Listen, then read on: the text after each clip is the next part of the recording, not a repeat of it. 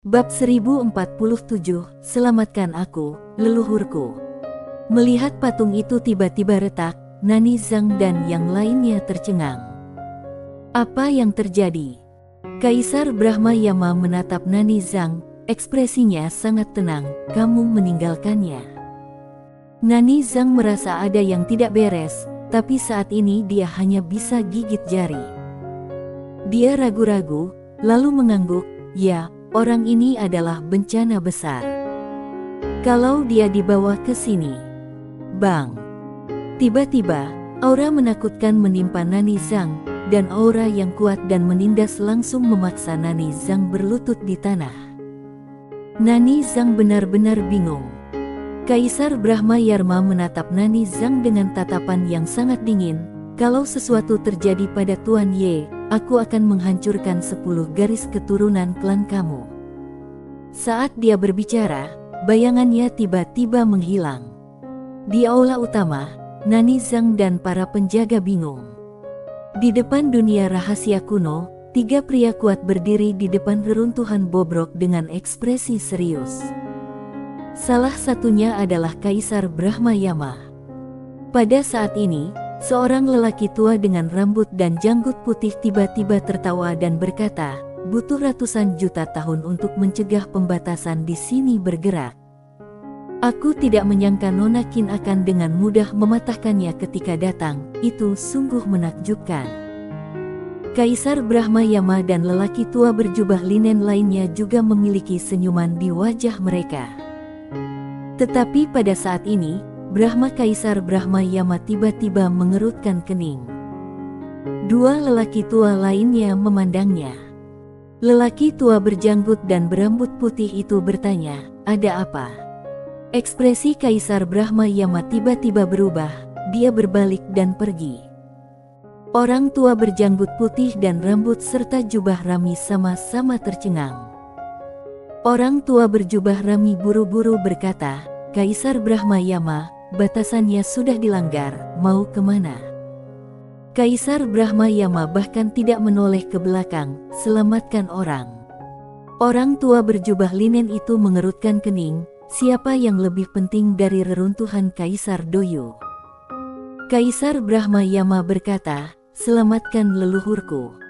Setelah mengatakan itu, orang tersebut menghilang. Leluhur. Kedua lelaki tua itu saling memandang dengan keraguan di wajah mereka. Apakah orang ini punya leluhur? Di antara bintang-bintang, Sander Ye masih bertarung dengan orang berjubah hitam. Saat ini, dia masih tidak menggunakan pedang Qingxuan. Oleh karena itu, dia masih ditekan oleh lawannya. Selama pertempuran terus-menerus ini, aura ilmu pedangnya terus berkembang. Orang berjubah hitam yang bertarung dengannya mengerutkan kening dalam-dalam. Karena dia menemukan bahwa biarpun dia menekan kultivator pedang muda di depannya, kultivator pedang muda ini sangat keras kepala. Dia bisa menekan lawannya, tapi dia tidak bisa membunuhnya. Terlebih lagi, dalam proses pertarungan ini, kultivator pedang muda ini masih semakin kuat. Dia tahu dia tidak bisa tunda lebih lama lagi. Saat berhenti, dia tidak melanjutkan aksinya, melainkan melambaikan tangannya. Melihat itu, kedua orang berjubah hitam tak jauh dari situ tiba-tiba menghilang dari tempatnya. Ketiganya maju ke depan. Melihat pihak lain tidak mengikuti etika bela diri dan mulai bertarung dalam kelompok, Sander Ye menyipitkan matanya, dengan niat membunuh muncul di matanya. Tiba-tiba, pedang Yi di tangannya langsung berubah menjadi pedang Qingxuan, dan di saat yang sama, kekuatan 3 garis keturunan di tubuhnya tiba-tiba mendidih. Sander Ye menebasnya dengan 1 pedang. Weng! Suara pedang bergema di langit berbintang. Saat mereka melihat Sander Ye mengganti pedangnya, ekspresi ketiga orang berjubah hitam semuanya berubah drastis, dan mereka semua mundur dengan keras, tapi mereka masih terpengaruh oleh pedang Sander Ye. Telapak tangan kanan pemimpin berjubah hitam dipotong langsung oleh pedang Sander Ye. Setelah berhenti, Ketiga orang berjubah hitam itu memiliki kilatan keterkejutan di mata mereka. Tetapi saat ini, Sander Ye tidak mundur melainkan maju, dan justru bergegas menuju mereka bertiga. Pemimpin berjubah hitam tiba-tiba mengingatkan, hati-hati dengan pedang itu. Saat dia mengatakan itu, mereka bertiga tiba-tiba mengambil langkah maju bersama. Tiga kekuatan kuat segera melonjak, dan kemudian mengembun menjadi satu. Kemudian, ketiganya berubah menjadi tiga berkas cahaya dan bergegas keluar. Bang! Tiba-tiba, gelombang kejut kekuatan yang mengerikan tiba-tiba meletus di antara langit dan bumi. Energi pedang dan cahaya hitam yang tak terhitung jumlahnya bergetar, dan seluruh langit berbintang dan alam semesta hancur. Setelah ketiga orang berjubah hitam berhenti, mereka memandang Sander Ye dengan sedikit kesungguhan di mata mereka. Sander Ye mundur puluhan ribu kaki sebelum berhenti.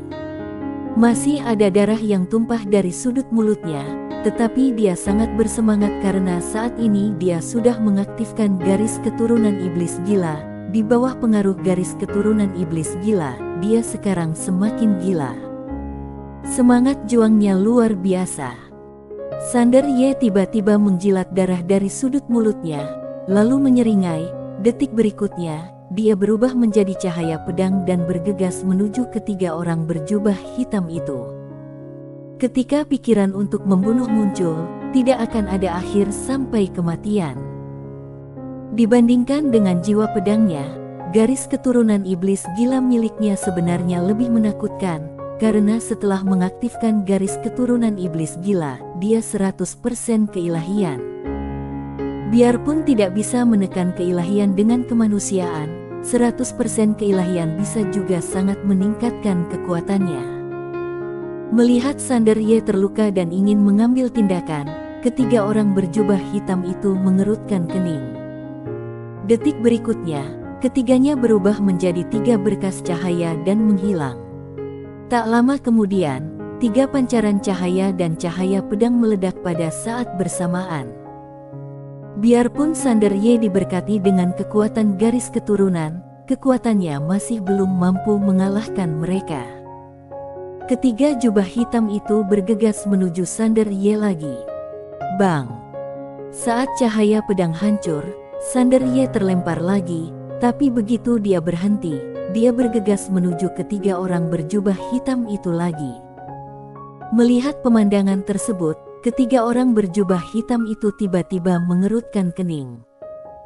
Kenapa pemuda ini bertingkah seperti orang gila setelah mengaktifkan kekuatan garis keturunan? Apakah gaya bertarungmu begitu putus asa?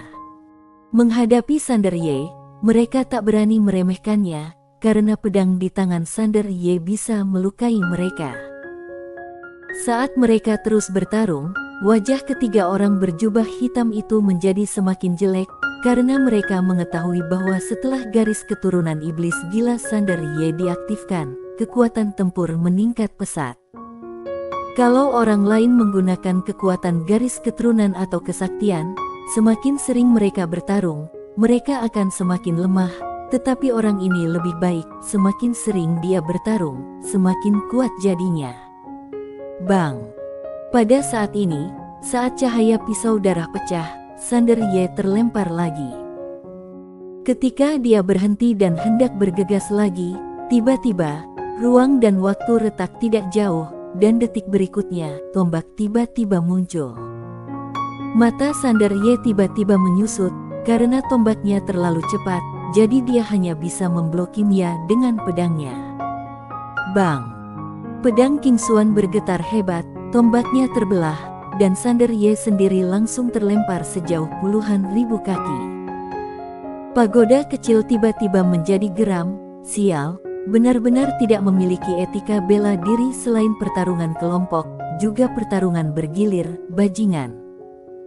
Setelah Sander Ye berhenti, dia tiba-tiba merasakan rasa manis di tenggorokannya, lalu aliran darah mengalir keluar. Dia menyeka darah dari sudut mulutnya, lalu berkata, "Tuan Pagoda, apakah kamu ingin mengambil tindakan?" Setelah pagoda kecil terdiam beberapa saat, dia berkata, "Aku yakin kamu bisa bertahan." Sander Ye. Sander Ye perlahan mengangkat kepalanya dan melihat ke sisi yang berlawanan. Di celah ruang dan waktu di sana, seorang pria parubaya yang mengenakan baju besi hitam perlahan berjalan keluar. Setelah bertarung sampai sekarang, dia menemukan bahwa kekuatan ketiga orang berjubah hitam ini jauh lebih rendah daripada Tuan Jun sebelumnya. Jelas, ada yang kuat dan lemah di alam abadi sejati. Pria parubaya yang berjalan di depannya mungkin lebih kuat dari Tuan Jun itu, karena dengan pukulan tadi, dia merasa organ dalamnya seperti terkoyak. Setelah pria parubaya yang mengenakan baju besi hitam perlahan keluar, ketiga orang berjubah hitam itu buru-buru membungkuk hormat. Pria parubaya itu menatap Sander Ye. Detik berikutnya, dia tiba-tiba menghilang di tempat, dan ruang serta waktu di sekitarnya tiba-tiba naik puluhan ribu kaki seperti gelombang. Mata Sander Ye tiba-tiba menyusut, dan dia buru-buru mengangkat pedang Kingsuan untuk memblokirnya di depannya, dan tekad ilmu pedang yang tak terhitung jumlahnya tercurah. Bang! Dalam sekejap, Sander Ye terlempar sejauh puluhan ribu kaki dengan pedangnya, dan segera setelah dia berhenti, tubuhnya yang terbuat dari jiwa pedang retak terbuka.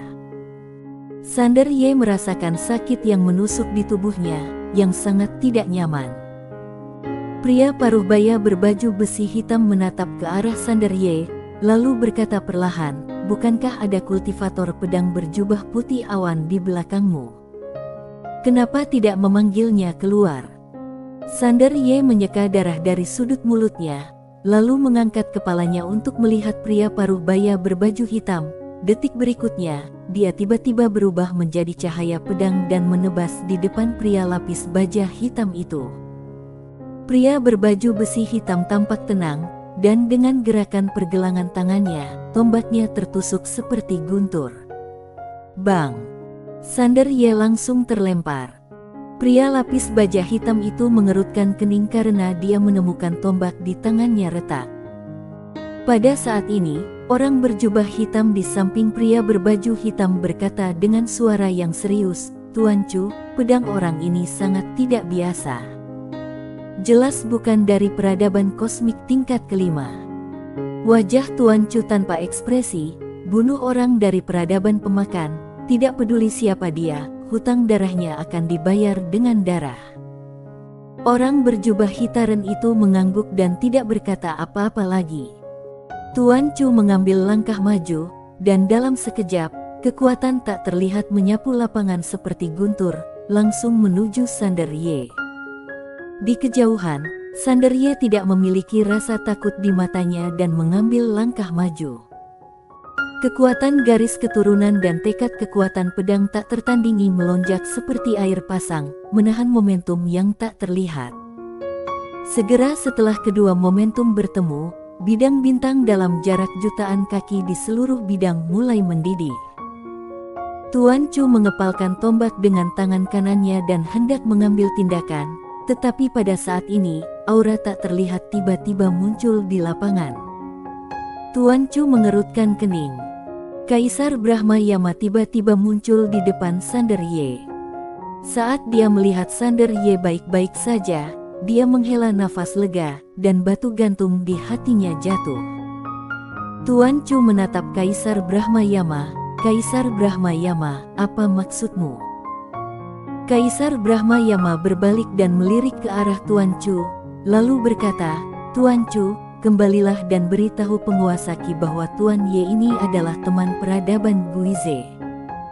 Mata Tuan Chu sedikit menyipit. "Kaisar Brahma Yama, dia adalah orang yang harus dibunuh oleh peradaban pemakan. Apakah kamu yakin ingin melindunginya?" Kaisar Brahma Yama tiba-tiba mengangkat tangannya dan menampaknya. Mata Tuan Chu tiba-tiba menyusut. Bang! Sebelum dia sempat bereaksi, seluruh tubuhnya dihancurkan oleh kekuatan misterius, hanya menyisakan jiwanya.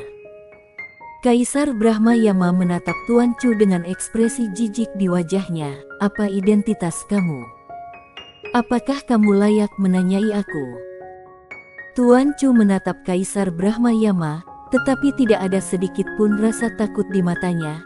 Kaisar Brahmayama, kalau kamu ingin menggunakan kekuatanmu untuk menindas yang kecil, tentu saja kami tidak bisa menghentikanmu, tapi aku dapat memberitahu kamu bahwa orang-orang di belakang kamu akan dibunuh oleh peradaban pemakan. Kalau Kaisar Brahmayama memiliki kemampuan, bunuh kami berempat. Ketiga orang berjubah hitam semuanya berdiri. Kaisar Brahmayama menatap Tuan Chu, kalau begitu aku akan memberitahu kamu, Tuan Ye, peradaban Guize akan menjamin dia. Saat dia berbicara, dia berjalan ke samping dan berkata, dia berdiri di sini. Coba sentuh dia. Bersambung.